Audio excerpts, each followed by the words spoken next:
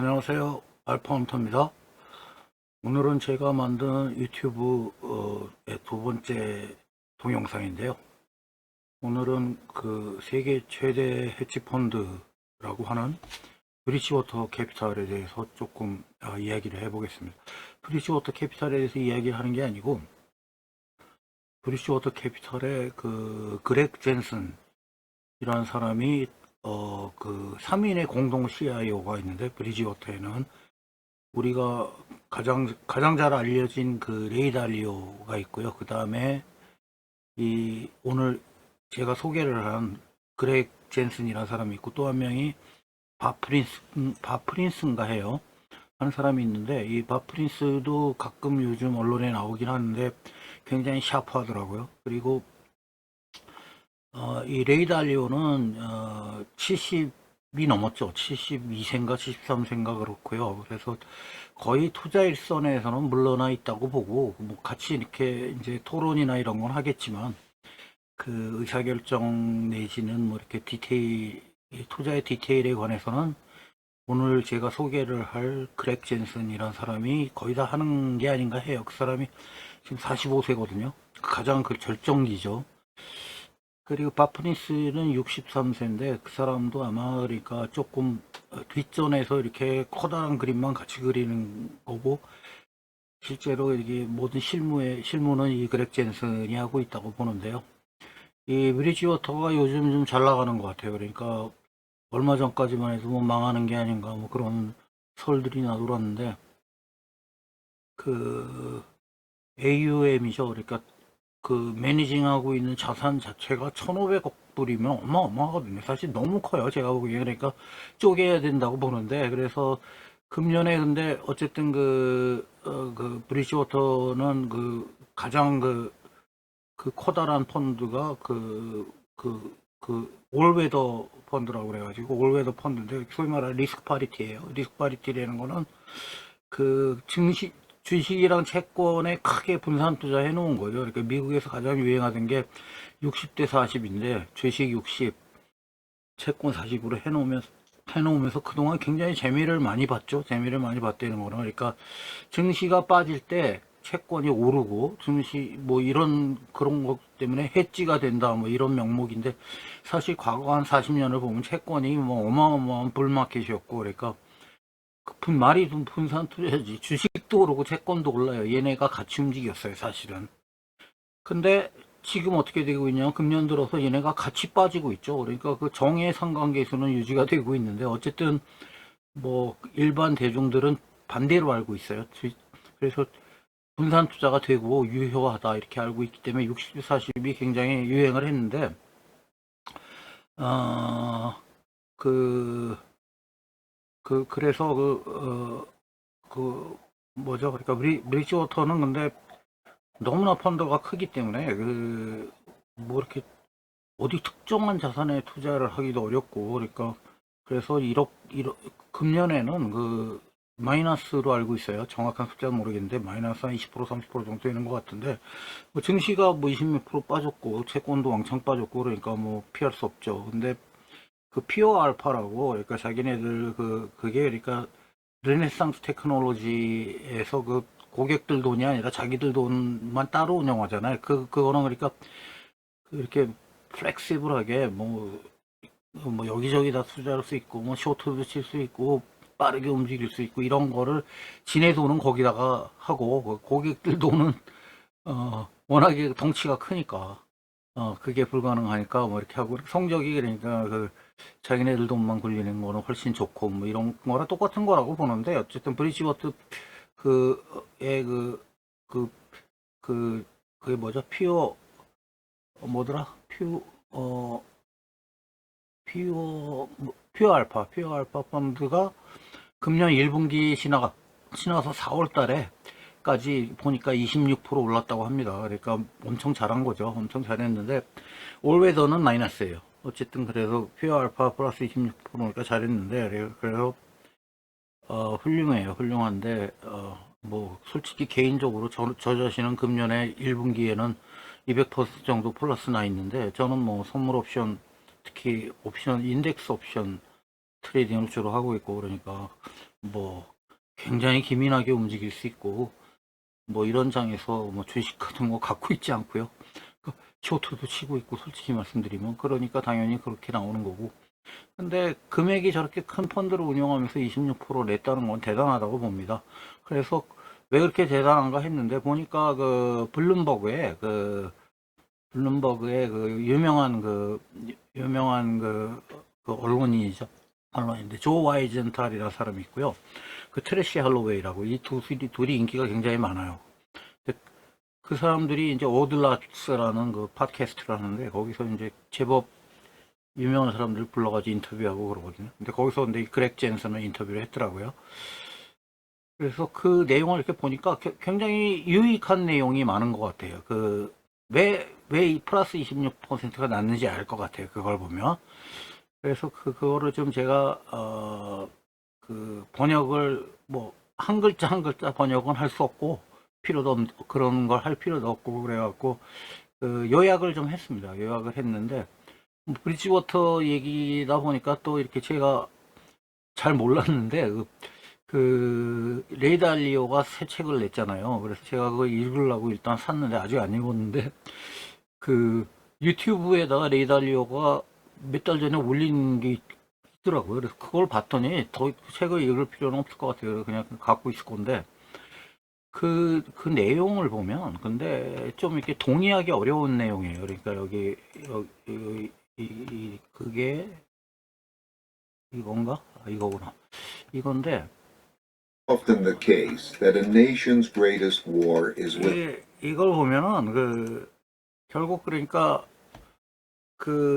패권국이라고 그럴까 금융 패권을 쥔 나라들이 이제 과거에 보면 네덜란드에서 영국으로 넘어가고 영국에서 미국으로 넘어왔고 그랬는데 다 뭐 피크를 지나면 맛이 간다 이 얘기고요. 근데 사실 좀 이렇게 동의하기 어려운 부분이 예를 들면 네덜란드가 과연 패권국이었나 하는 부분도 좀 약간 그렇고 영국은 맞고요. 영국에서 미국으로 넘어왔고 그래서 이제 미국도 때가 됐다는데 약간 이상한 게 무슨 250년 정도 지나면 패권이 넘어간다는데 미국이 패권국이 된 지 250년 안 됐거든요. 100년 조금 지났는데 그것도 그러니까 20세기 초도에 그렇게 됐다고 한다고 그래도 120년밖에 안 됐고 근데 뭐 2차 대전 이후라고 가정한다면 100년도 안 된 건데 너무 빠르고요. 패권이 넘어가기가. 그러고 또 하나는 그 패권이 누구한테 넘어가냐인데 그걸 이어받을 나라가 없어요. 제가 보기엔 그게 이제 중국이라고 레이 달리오는 가정을 하고 있는데 그 레이 달리오가 중국에 대해서 굉장히 편견이 심하거든요. 사랑해요. 중국을 사랑하는데 월가는 대체로 중국을 사랑하는 사람들이 많다고들 하는데 레이 달리오가 특히 그런 것 같아요. 그게 옛날 그 사람이 쓴 책을 어디 읽어보니까 레이 달리오의 아들이 중국에서 뭐 유학을 갔고 뭐 어쩌고 그거 하는 과정에서 중국을 좋아하게 된 것 같은데 조금 그러니까 미국의 패권이 영원하지 않을 거라는 거는 당연히 그렇게 예상할 수 있지만 동시에 그러면 누가 이어받을 것인가인데 중국이란 나라는 패권을 이어받기는커녕 그러니까 그렇게 커지지 못할 것 같다고 봐요. 그러니까 그런 말을 제가 처음 하는 게 아니고 마이클 패티스라는 중국 전문가가 있는데 이분이 또 인터뷰한 게 있어요.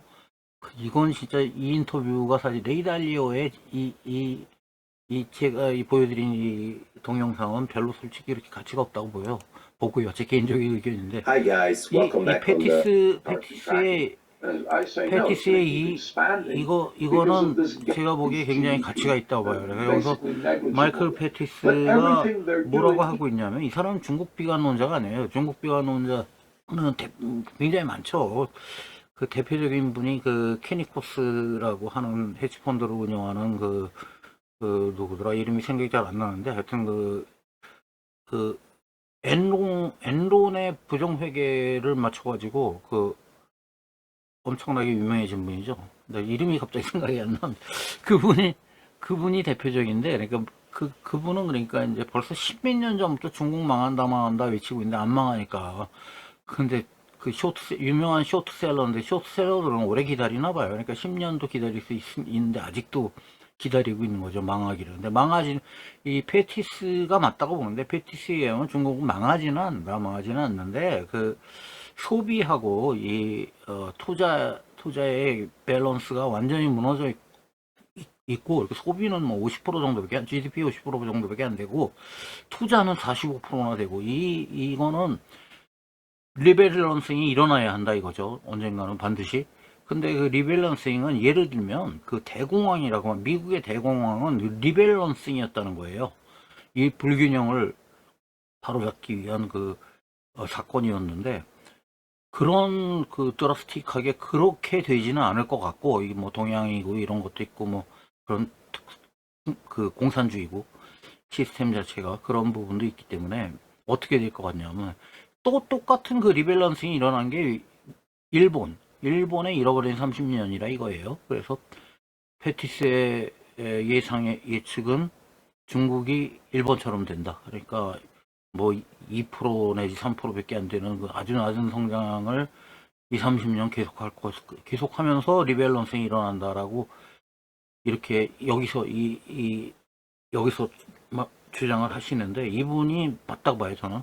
그래서 그런 나라가 어떻게 패권국이 되겠습니까? 말도 안 돼. 그냥 중남미화 되는 거예요, 그게. 그러니까 어떻게 될지 모르지만 어쨌든 그렇게 보고요. 자, 그 서론이 길었는데, 그래서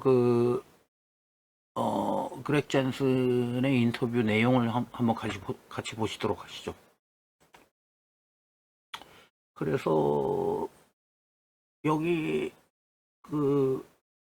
조 와이젠터라고 트레이시 할로웨이가 뭐 이렇게 인터뷰 하기 전에 먼저 지네들끼리 한 몇 분 동안 얘기를 해요. 이렇게 시장이 요새 어떻고 뭐 이런 얘기를 하다가 이제 그 인터뷰가 나타나요.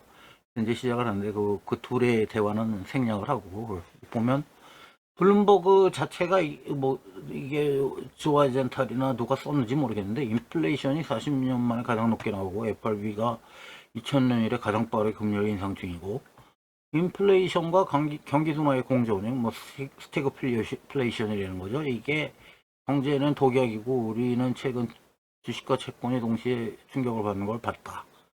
그래서 투자자들은 이런 매크로 환경에서 어떻게 투자를 할 것이며 또는 공난 교란 내지는 반세 기반에 어떻게 대응할지 과제인데 그래서 여기에 대해서 세계 최대 헤지펀드인 브리지워터의 코 CIO의 한 사람인 그렉 젠슨 씨를 인터뷰를 했다. 그래서 일단 보면 여기 이제 그 1, 2, 3, 4, 5, 6 이렇게 핵심 포인트를 이렇게 요약을 했는데 1번이 이제 브리지워터의 투자 조직이 어떻게 생겨먹었냐 하는 건데 이게 3명의 CIO가 있고 레이 달리오, 밥 프린스 그리고 그렉 젠슨 이렇게 3명이 하고 있다는 거죠. 그리고 그 3명의 휘하에 100명이 넘는 투자 전문가들이 있고 그래서 뭐 200개 시장을 예측하고 뭐 이렇게 투자를 한다고 그래요. 그래서 뭐 대단한 거고요. 근데 그래서 제 생각에는 펀드를 그냥 쪼개는 게 나을 것 같다고 생각을 하는데 뭐 그거야 뭐 알아서 하시는 거고 그다음에 브리지워터가 투자에 임할 때 AI를 어떻게 활용하나 이런 화제가 나왔는데 사실 뭐 AI를 제가 뭐 활용할 계획도 없고 그래서 이 부분은 그냥 제꼈는데요. 근데 재밌는 얘기는 하나 있었어요. 그게 뭐냐면 투자에 적용을 하면 시장 자체가 바뀐다는 거예요. 그러니까 그 펀드들이 그 AI를 적극적으로 활용하기 시작하면 시장이 옛날하고 달라진다는 거죠. 그럴 거예요. 그래서 그런 걸 염두에 두고 시뮬레이션을 새로 돌린다고 하네요. 근데 이게 그러니까 조지 소로스의 소위 말하는 재기위론이죠. 재기위론. 그러니까 투자자들이 시장을 예측하고 이렇게 함으로써 결국은 그게 시장 자체에 영향을 주고 왔다리 갔다리 한다는 얘기예요. 그러니까 이거 전화 안 오게 설정을 해놔야 되는데 지난번에도 그랬는데 죄송합니다. 그리고 인플레이션 하방 경직성과 과거 데이터의 부족인데 인플레이션이 이게 안 내려간다는 거예요. 이건 예측이죠. 그런데 이제 인플레이션이 왜 왔는지에 대한 분석인데 사실 이게 재밌어요. 이걸 보면은 그 그렉 젠슨 내지는 브리지워터 다들 뭐 이분들은 그 혼자 투자 결정을 하는 게 아니고 어마어마하게 이 회의를 거듭하는 사람들이거든요. 그러니까 뭐 브리지워터에 그러니까 집단 그 인텔리전스가 이런 결론을 낸 건데 지금 일어나고 있는 인플레이션은 무슨 러시아가 우크라이나를 쳐들어갔다 아니면 뭐 중국이 뭐 제로 코로나 바보 같은 정책을 해가지고 그 서플라이 체인의 디스럽션이 계속되고 있다 어쩌고 이런 게 아니고 근본적인 원인은 미국의 재정금융 정책, 코로나를 극복하기 위한 재정금융 정책이 원인이다. 코로나라는 것도 사실 뭐 이런 얘기를 시작하면 끝이 없는데 그 락다운이 문제잖아요. 락다운을 해가지고 경제가 마이너스 100%가 되기 때문에 그걸 다시 살리려고 어마어마한 돈을 퍼부은 건데 어쨌든 그게 원인이라는 거예요. 그게 원인이라고 하는 건데 특히 이제 그 과거 수십 년간 계속돼 온 그러니까 그 페더럴 FRB가 과도하게 저금리 정책을 써가지고 그에 의해서 자산 인플레이션이 일어나고 그에 따라서 빈부격차가 확대되고 했던 게 추세인데 그 추세와 반대의 일이 이 코로나 대책으로는 일어났다는 거죠. 그러니까 처음으로 그 저소득층의 소득이 더 많이 늘어났어요, 이번에. 그러다 보니까 이 사람들이 막 처음에는 일단은 그 상품이죠. 굿즈에 대한 소비를 늘리고, 그게 지금 일단락하고, 그게 이제 서비스로 가고 있는 그런 과정인데, 어쨌든 그거에 의해서 공급은 그대로인데, 수요가 어마어마하게 불어나서, 그래서 인플레이션이 발생했다. 이렇게 보는 거죠. 이 부분이 맞다고 보는데요. 그래서 제가 전에 21세기, 금융정책이라는 책의 소개에서, 그러니까 그 70년대에 어떻게 이 인플레이션이 발생했는가 하는 얘기인데, 그것도 그러니까 70년대, 60년대 후반, 70년대 초반에, 그러니까, 어마어마한 재정, 출동이 있었고, 그 다음에 베트남 전쟁으로 인한, 그게 있고, 수요가 있고, 그래서 인플레이션이 발생했다. 그 과정이랑 비슷한데, 이게 그렇게 늦게 천천히 진행된 게 아니라 빛의 속도로 모든 게 이제 진행이 된 부분이 좀 다르죠. 그래서 이 부분은 맞다고 보고요. 그래서 결국은 뭐 러시아 우크라이나 전쟁이 끝나서 유가가 떨어지더라도 이 인플레이션이 사라지진 않는다라는 것 같고요. 근데 사실 제 생각에는 유가가 만약에 내려간다면 뭐 100불 뭐 이런 차원이 아니라 60불, 70불, 뭐 50불, 60불로 내려가면 상당히 달라질 거예요. 이 모든 게. 그렇게 생각은 되는데 지금 당장 일단 그런 거 안 보이고. 그래서 어쨌든 인플레이션이 그래서 팬데믹에 대한 그 정부 정책에 의해서 발생을 했고, 그래서 게다가 미국이라는 나라가 지금 노동력 부족, 이거는 이제 트럼프 때부터 그 외국인 뭐 노동자 싫어하고 막 이러면서 다 쫓아내지는 않았지만 어쨌든 그 멕시칸들 쫓아내고 뭐 이러면서 이제 발생한 부분인데 노동력 부족 이것 때문에 임금이 오르고 있고 뭐 이런 부분이죠.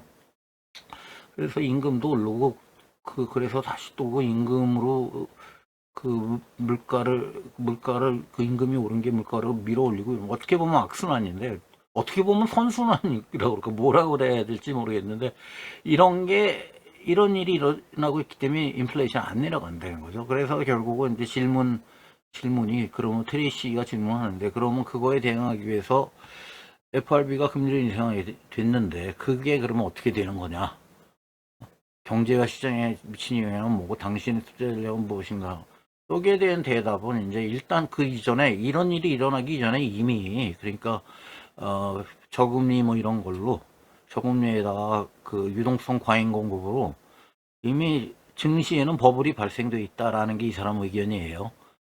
그런데 그 버블 특히 이제 나스닥 내지는 소위 롱 듀레이션 주식인데 롱 듀레이션 주식이라는 게 뭐냐면 그러니까 요즘에는 그 증시도 그러니까 채권에서 아이디어를 많이 가져왔어요. 채권 듀레이션이라는 건 채권 시장에서 하는 얘기인데 그러니까 보통 채권은 이 만기가 있죠. 만기 영어로 머츄리티인데 머추리티에다가 그 머추리티 예를 들면 뭐 5년채다 그러면 매년 금리가 뭐 일정한 그 쿠폰만큼 이렇게 나오니까 그거에 대한 그 저기인데 그 채권의 만기에 따른 그 리스크를 가장 정확하게 나타내기 위해서 그 도입된 개념이 듀레이션이에요. 듀레이션은 그래서 그 만기도 고려하고 그 쿠폰 있죠. 채권 쿠폰이 있잖아요. 2표. 그거의 높낮이 뭐 어떤 건 제로 쿠폰도 있고 이런 것 제로 쿠폰이 가장 듀레이션이 길어요. 뭐 이런 그런 걸 다 고려할 수 있게 한 건데 그러니까 근데 주식도 듀레이션이 있단 말이에요. 예를 들면 캐시플로우 자체가 적자예요. 지금 이익을 못 내고 있어요. 근데 이렇게 보니까 나중에 미래에는 어마어마한 이익이 날 것 같은 그런 거죠. 그런 게 이제 기술주잖아요. 대표적인 게. 그걸 롱 듀레이션 주식이라고 하고요. 지금 금년 들어서 그거는 아주 작살이 나고 있는 거죠. 그 부분이. 왜냐하면 그 캐시플로우가 전부 몇 년 후, 뭐 10년 후 이렇게 그쪽에 가 있는데 그걸 어떻게 프라이싱을 하냐면 그 현재 가치로 할인을 해요. 현재 가치로 할인을 하는데 옛날에는 금리가 뭐 거의 0이었으니까 굉장히 높게 나오는 거죠. 그 현재 가치가 주식의 현재 가치가. 근데 이 금리 아무 일도 안 일어났다고 치고 근데 많은 일이 일어났지만 금리만 높아져도 주식의 가치 현재 가치 왕창 빠지는 거예요. 그것 때문에 그 디스카운트 하는 금리가 높아지면 그런 일이 일어나고 있는 거죠. 근데 이 사람에 의하면 하여튼 전반적으로 그렇다는 거예요. 그래서 이거는 언젠가는 일치하게 돼야 되는데 그게 지금 이미 그게 오고 있다 지금. 거기에다가 FRB가 그 단기 금리를 이 인플레이션에 대처하기 위해서 5 내지 5.5로 올리게 되면 이 숫자는 왜 나왔는지 모르겠는데 그냥 나온 숫자는 아닐 것 같고 그렇게 되면은 리세션이 오고 아주 심각하게 되고 증시는 35%에서 40% 폭락할 거라고 그래요. 왜 그거밖에 폭락 안 하지 하는 생각이 약간 들긴 하는데 35 내지 40% 어마어마한 폭락이죠. 근데 이 사람이 주장하기로는 페드가 이 길을 선택하지 않는다. 그러니까 그 인플레이션이라는 게 지금 말로는 2%가 목표라고 하지만 그건 말도 안 되는 소리고 어느 정도 타협을 할 거라는 거죠. 그러니까 이 브리지워터에 의하면 4% 정도가 아닌가. 4% 정도가 되면 페드는 거기서 타협을 하고 더 이상 금리 안 올린다. 그런 거죠. 그래서 이제 이 얘기는 제가 전에 올려드린 거기서 21세기 금융정책 거기에 의하면 과연 볼커의 길을 갈 것이냐 번즈의 길을 갈 것이냐라는 말씀을 드렸는데 볼커의 길을 안 간다는 거죠. 안 가고 번즈의 길을 갈 거라는 얘기예요. 그렇다는 얘기는 빨리 이게 일단락이 되는 게 아니고 시간이 오래 걸린다는 거죠. 그러니까 실제로 70년대에 그랬듯이 뜨뜻미지근하게 금리도 올리고 인플레이션 잡지도 못하고 그러다가 다시 또 인플레이션 심각해지면 다시 또 금리 올리고 뭐 불경기 오고 뭐 이런 식으로 십몇 년씩 그런 식의 전개를 이제 브리지워터는 예상을 한다는 거예요. 그래서 그 다음에 이제 지금까지 시장에 얼마나 반영됐냐 하는 얘기인데 지금 현재 이게 5월 말 현재를 보면 뭐 증시 뭐 이런 거는 뭐 20% 빠졌는데 그걸 보고 판단하기는 어렵고 그러니까 팁스라고 있죠. 팁스 인플레이션 프로텍티드 뭐 있어요. 그게 팁스라고 프로텍티드 세큐리티즈인가 뭔가 하여튼 있는데 그러니까 인플레이션이 일어나면 뭐 이렇게 가격이 더 올라가고 뭐 이런 게 있는데 그거하고 그냥 보통 채권이죠. 국채. 그 두 개를 비교해 보면 그 차이가 미래 인플레이션 얼마로 시장이 보고 있는지 알 수가 있는데 2.7%밖에 안 된다는 거예요. 18개월 내에 2.7% 내려오는 걸로 돼 있대요. 이거는 말도 안 되죠. 말도 안 된다고 보는 거죠. 브리지워터는 실제로 어떻게 되지 뭐 예를 들면 유가가 도로 뭐 20, 30불로 내려올 수도 있는 건데 그거를 가능성 없고 어쨌든 그래서 증시도 한 20% 내려갔지만 이 애널리스트들 에스티메이트를 보면은 상당히 미래 수익에 대해서 낙관적이에요. 이게 다 현실화 될 거예요 앞으로. 그러니까 그만큼 증시가 또 빠진다는 얘기가 되는데 그게 다가 아니고 게다가 또 이제 QT 한대잖아요. QT 유동성 축소될 거고 뭐 그러니까 이게 증시가 제대로 반영하고 있다고 보기는 어렵고, 근데 이 사람이 분명히 그랬어요. 35%에서 40% 빠질 텐데 페드는 그걸 원치 않는다. 그러니까 뭐 한 30% 빠진다고 보는 건지 모르겠어요. 어쨌든 그래서 그 증시는 그 실제 인플레이션이 지금 시장에서 약 3%로 디스카운트 하고 있는 것 같은데, 이거보다 낮으면 상승할 거고 그거보다 높으면 하락할 건데 자기네는 후자에 베팅하고, 뭐 3%보다 낮게 나오려면 한 몇 년 한참 걸리겠죠. 그러니까 당분간 베어 마켓이 계속된다는 뜻입니다. 예, 예. 그래서 그 다음에 채권과 주식이 동시에, 여기서부터 좀 재미가 없어지는데, 동시에 엑셀 보일 때 유효한 포트폴리오는 뭐가 있겠냐. 그러니까 둘이 같이 빠지니까 둘 다 갖고 있으면 안 되죠. 쉽게 얘기해서. 그래서 그러면 어떡하느냐 하는 건데,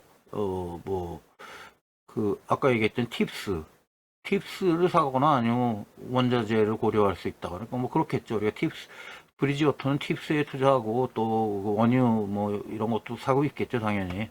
원유를 뭘 살지는 모르겠는데 뭐 ETF를 투자하거나 그렇게 USO라고 있거든요. 그런데 투자를 하고 있겠죠. 그리고 해외는 미국은 노동력이 부족하고 원자재도 부족하고 반세계화의 물결이고 있는데, 이거를 보완해 줄 수 있는 나라가 있다면 이머징 거기다 투자할 수 이게 아마 중국일 거예요. 지금부터 투자하면 될 것 같고, 지금까지 투자했으면 실패죠. 어쨌든 요즘은 상승세니까 중국이. 그리고 주식과 채권으로 돌아가면 이들이 상관관계가 아니라 점점 더 정해관계를 심화하고 있다는 건데, 이거는 상당히 문제다. 그렇겠죠. 그리고 뭐 다른 얘기들이 이렇게 있는데 별로 중요하지 않은 거 스킵했고, 결론은 베어마켓은 계속된다입니다. 브리지워터가 보는 관점, 그 관점은 저하고 일치하고요. 뭐 지금은 근데 좀 과매도인 것 같아. 약간 돌아갈 수 있지만, 일단 그 인플레이션이 잡히지 않고 FRB가 그 인플레이션 파이터가 되어 있는 이상 증시에 투자하는 거는 현명한 생각은 아니라고 봐요. 네, 오늘은 여기까지 하겠습니다.